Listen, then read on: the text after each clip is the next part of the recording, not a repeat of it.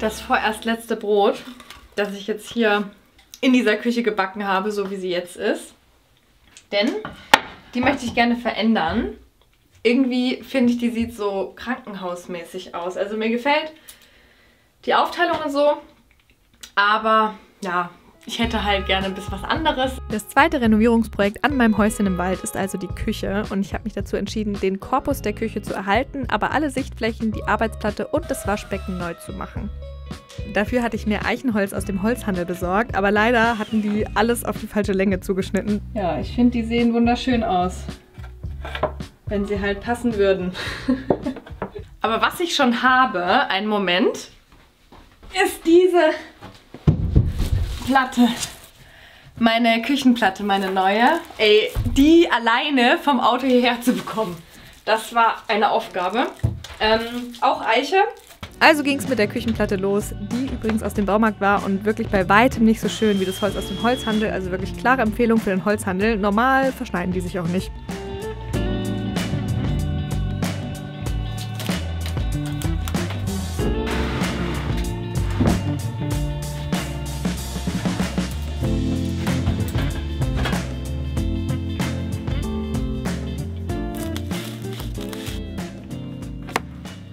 Es gibt ein paar Sachen, die eigentlich super simpel sind, ich aber noch nicht hier habe. Zum Beispiel ein Bleistift. Das ist eigentlich so eine Kleinigkeit, aber es ist irgendwie ein bisschen albern, hier das mit einem Kuli vorzumalen.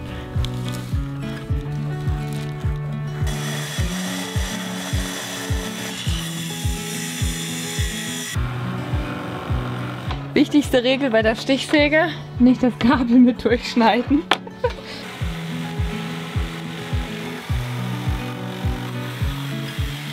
Ich habe außerdem ein Waschbecken besorgt in der Farbe Granitspüle.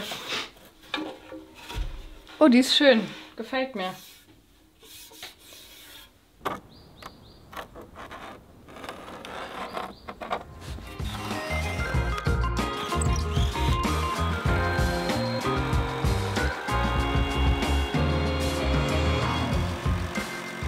Oh nein, ist ganz nass geworden, aber sieht gut aus.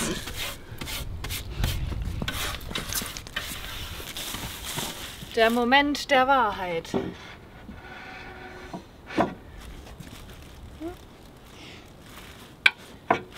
Naja. Jetzt. Passt perfekt.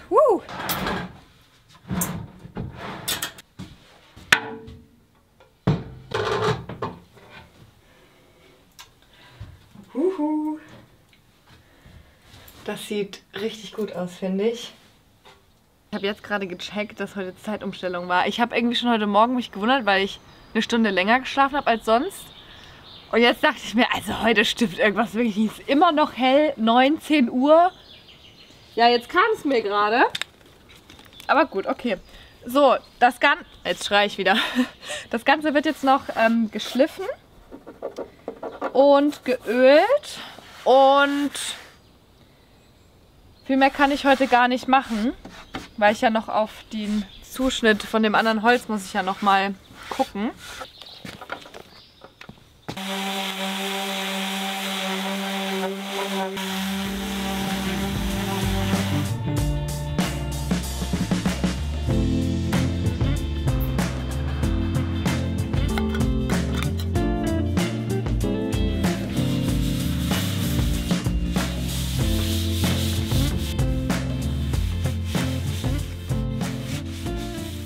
Das Allerschönste gerade ist hier meine Kirschblüte und jetzt natürlich Vorführeffekt.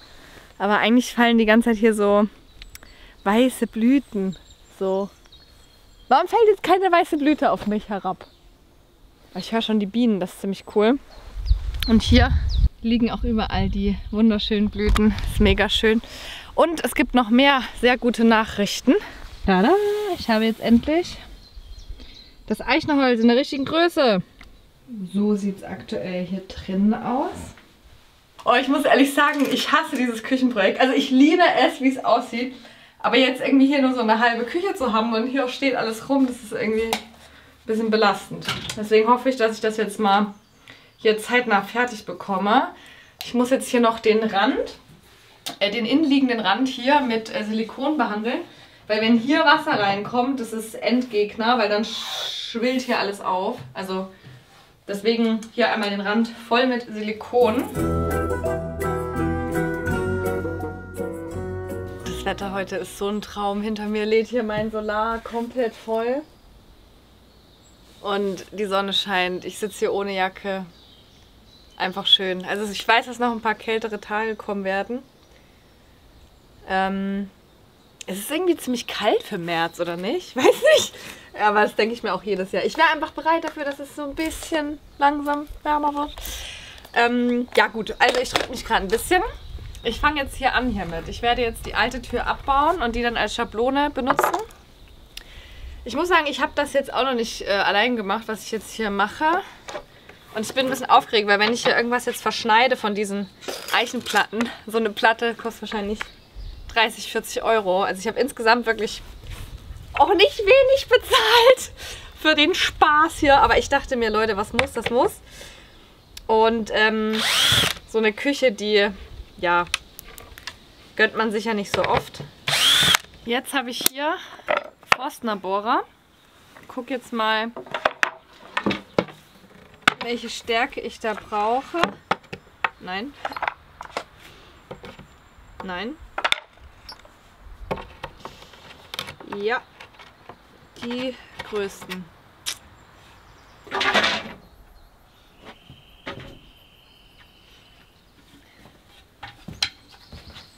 Streng genommen sind diese Leimholzplatten, die ich jetzt verwenden werde, gar nicht so 100% geeignet für das, was ich mache, weil die ja trotz alledem zusammengesetzt sind, auch wenn das, sieht man das?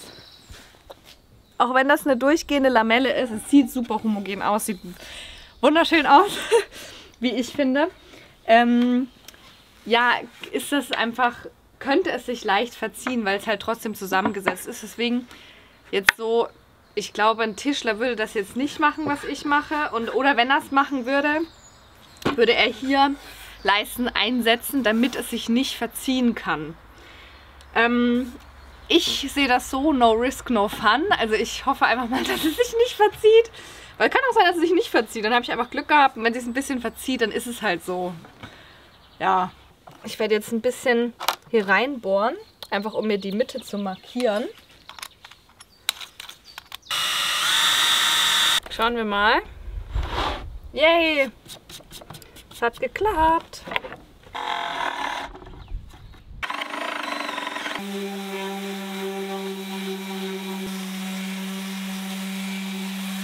Rückseite werde ich jetzt schon mal, es ist schon hier direkt alles ölig, werde ich jetzt schon mal ölen.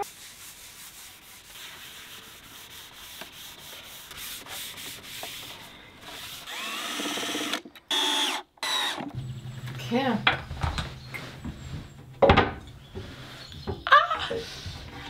Okay, okay, okay.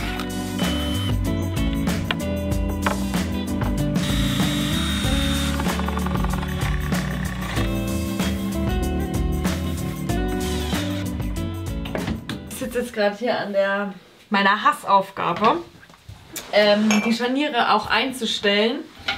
Weil natürlich ist die Tür, die hat ein anderes Gewicht und so. Und deswegen ist wahrscheinlich, ich habe es auch leicht anders wahrscheinlich eingesägt. Und dann schließt das hier nicht gut. Also das hier ist, ja, so schließt es einfach nicht. Und dann, ich dachte früher, man muss es akzeptieren, wenn man Türen nicht gut schließen kann. Aber man kann das hier einstellen. Aber das ist wirklich, also, Frage nicht. Ich mache das jetzt hier seit 20 Minuten wahrscheinlich. Dass ich hier diese Schrauben hier verstelle und gucke, ob es besser wird. Meistens wird es schlechter.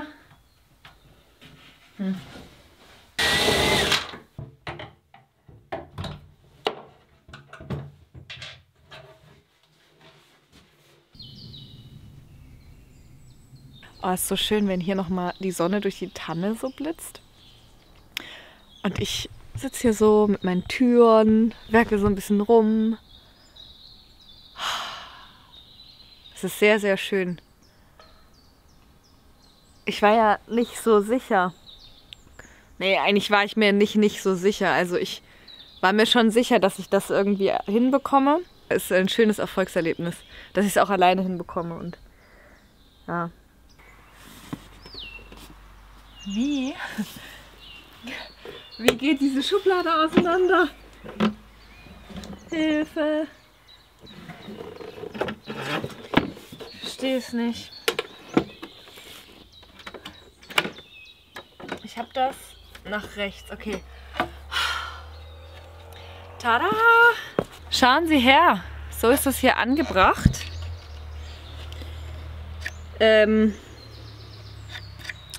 Macht die Sache jetzt nicht per se einfacher, aber ich bin schon mal näher am Ziel, glaube ich. Ich habe jetzt übrigens auf einmal 3 Bleistifte, voll gut. Ich werde jetzt hier nämlich auch mal endlich meinen Türknauf mit einbohren direkt. Ich habe mich hier für ja, so Messingknäufe entschieden, weil ich finde, das ist in der Kombination mit Eiche irgendwie ganz schick. Und bringe ich auf selber Höhe an, wie auch davor dieses Türding war. Nur halt mittig quasi.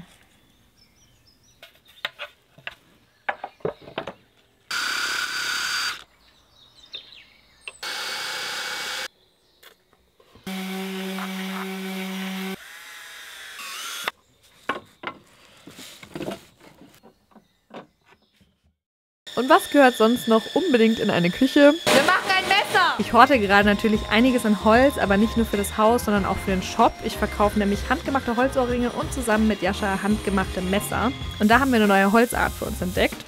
Grenadilholz. Das ist super schwer, das ist optimal für die Messergriffe. Ich habe hier ein Glas Wasser und ich habe einmal das Grenadilholz und einmal Nussbaum. Jetzt mal so als Vergleich bezüglich des Gewichts und der Dicke. Nussbaum schwimmt. Ja. Grenadil liegt direkt da unten. Also Holz ist nicht gleich Holz. Hast du das gedacht, dass es einfach so runterplatscht? Okay. Weil du kannst ja sagen, das liegt daran, dass Grenadilholz schwerer ist als Wasser. Ja, das liegt daran, dass Grenadilholz schwerer ist als Wasser. Daher auch die Antwort auf die Frage, wo eigentlich Jascha ist. Na, der steht in der Werkstatt und macht Messer fürs Ostergeschäft. Aber im Ernst. Jascha und ich hatten zusammen das Tiny House renoviert und da kamen jetzt super viele Fragen dazu, was damit ist. Also Jascha und ich sind schon länger kein Paar mehr, aber wir haben das Tiny House und den Shop einfach als Team gemacht. Ja, zumindest haustechnisch war es für uns an der Zeit, dass jeder seinen eigenen Weg geht und trotzdem brennen wir aber beide für das Handwerk und werden da auch weiterhin zusammenarbeiten. In diesem Sinne, eine limitierte Auflage von den Grenadilmessern findest du jetzt auch im Werkstattsonntag Shop. Perfekt für Ostern. Der Link ist in der Infobox. Als letzten Schritt wird das Ganze noch eingeölt.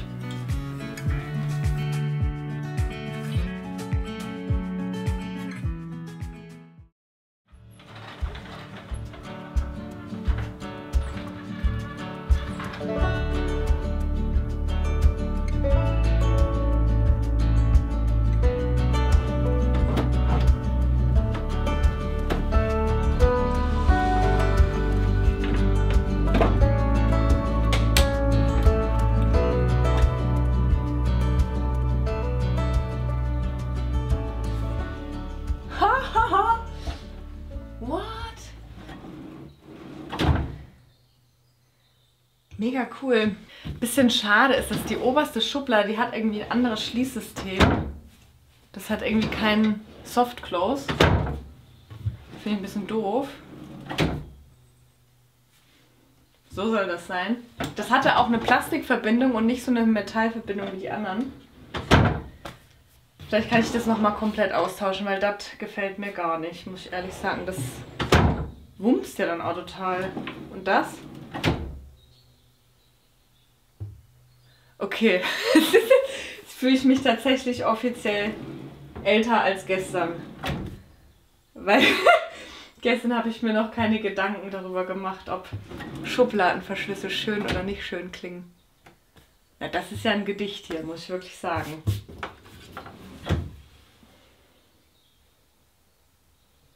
Haha.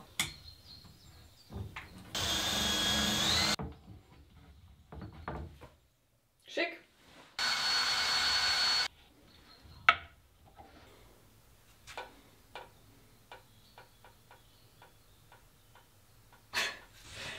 Tick, tack, tick, tack.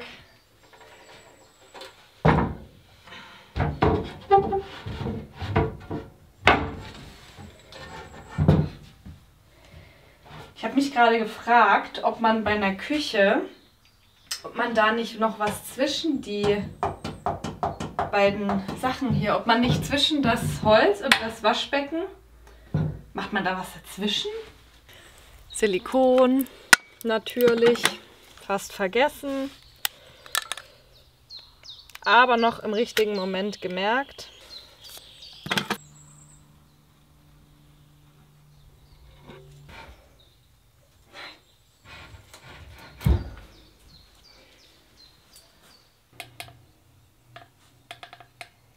Bei Silikonarbeiten immer ein Glas, oh, hier habe ich schon ausgekleckert, mit Spülmittel und Wasser und dann, wow, kann man das hier optimal wunderschön verblenden.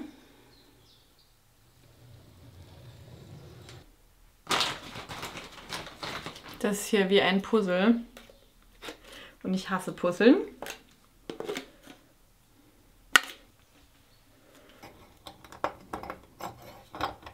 Ich habe jetzt hier ewig rumgebastelt und jetzt das noch das alte System und das neue jetzt irgendwie fusioniert. Ich habe jetzt den Siphon doch weggelassen, weil ich unten im Keller eh einen habe. Also quasi, wenn das runtergeht, geht das auch direkt in den Siphon. Da war davor auch keiner. Schauen wir mal.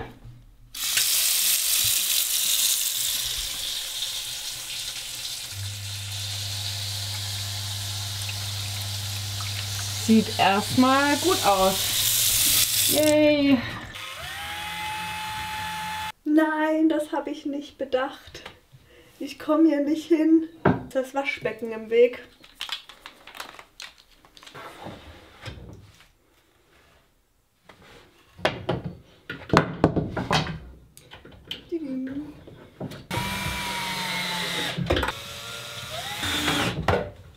Yay! Ich liebe es einfach zu sehen, wie diese Küche Stück für Stück gewachsen ist. Und das ist wirklich das Schönste an so handwerklichen Projekten, dass man am Ende einfach wirklich was Dreidimensionales geschaffen hat. Das erste Essen aus der neuen Küche. So quasi. Nur ich habe leider keine Teller mehr, weil ich jetzt natürlich seit Tagen nicht mehr abgewaschen habe, weil ich keinen Bock hatte, das im Bad zu machen. Ist auch mein letzter Löffel. Es fehlt jetzt noch die Abschlussleiste an der Küchenplatte.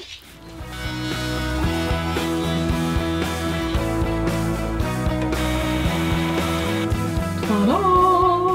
So, damit sind die groben Arbeiten zumindest erstmal fertig. Na Leute, was geht? Wow, okay. Richtig fette Beute hier. Ich finde das so cool, dass die alle so... Oh, das ist noch warm. Dass die alle so unterschiedliche Farben haben. Sehen alle unterschiedlich aus. Die Vorbesitzer haben mir ja wirklich so viel Geschirr dagelassen. Eigentlich bin ich versorgt. Aber eine Sache habe ich nicht. Und das sind Eierbecher.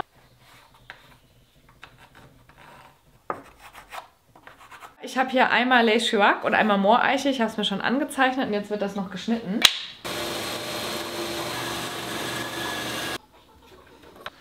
Mit diesem Wundergerät kann ich quasi von dem Quadrat hier ganz einfach die Mitte bestimmen, indem ich hier einfach den Rand zweimal entlang rolle und dann bildet sich ein X quasi. Und dann weiß man, dass da halt die Mitte ist und ich da reinbohren kann.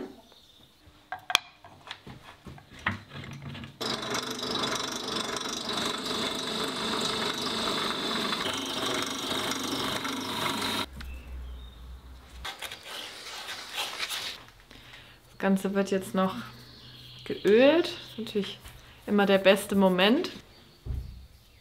So habe ich hier jetzt ein Quartett aus Mooreiche, Lait Chirac, Eiche und Ahorn in 4 unterschiedlichen Holzsorten. Ich finde, das ist mega süß geworden. Und so finden die Eier da ganz einfach ihren Platz.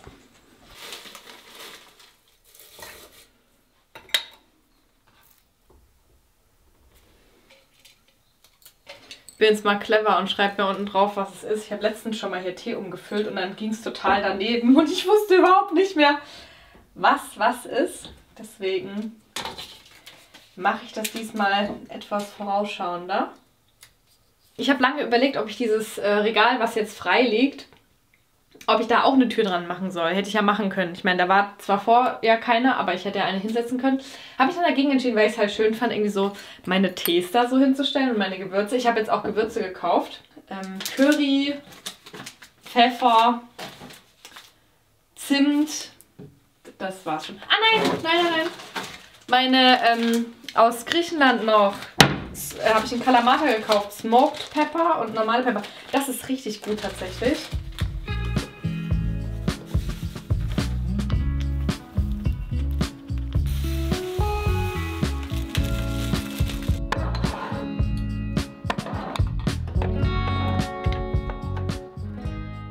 Ich finde das schon süß hier mit dem Fach und dass ich hier so alles sehen kann. Vielleicht ordne ich das auch noch anders an. Naja, eigentlich sind das jetzt Details. Das ist auch schön.